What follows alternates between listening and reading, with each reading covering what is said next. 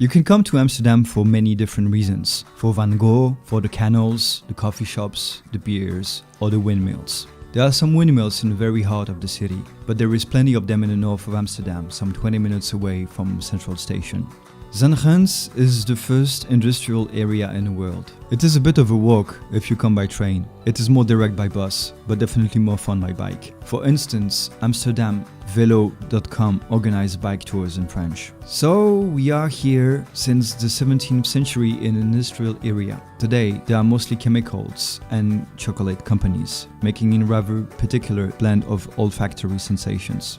Here chimneys coexist with windmills, a break in the scenery but a rather surprising continuation of activities. Factories for 400 years. There are barely any other place like that in the world. Although the tanneries in Fez can fit in that category. The industrial side of the tour is more interesting than the postcard-like part of the Netherlands, even if both are cool. First of all, there is a theme park village with cafe and small museum gift shops. There must be some people appreciating this kind of places and atmosphere.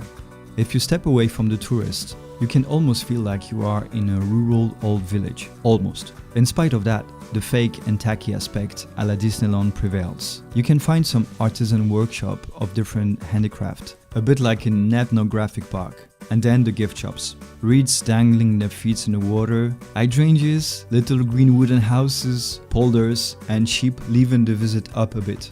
Picturesque but disappointing.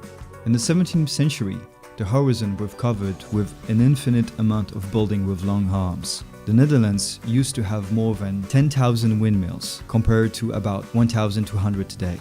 Don't miss the opportunity to visit them. It is interesting on a technical level and rather poignant on a human one. The place is loud, dark and dusty. The ancestors of a factory. The mill silhouette also have a somewhat comforting aspect to them in the regularity of the motion and the calming force. Mills are the origin of the Netherlands Golden Age. Not only can a mill grind grain to produce flour, but it can also make some oil or pigment for painting. More original, a mill can expel water and drain land. The Dutch drastically increased the territory this way. But the Golden Age of the Netherlands came from sawmills.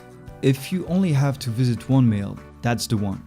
A rather extraordinary construction where the hydraulic energy changes the tree trunks carried by water into wooden planks. Wooden planks that will then become boats. Around 1650, 75 boats were built per year, a massive amount for that area.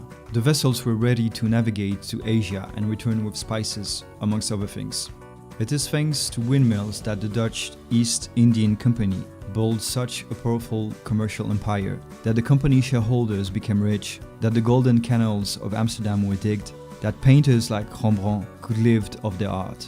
But mills couldn't resist the competition of other energy sources like steam or electricity. However, the know-how was passed on and mills are still being built today, looked after and used to produce oil, pigment, wooden planks and board. And those having a passion for the mills are here to share their expertise with you. Be curious and enjoy your stroll.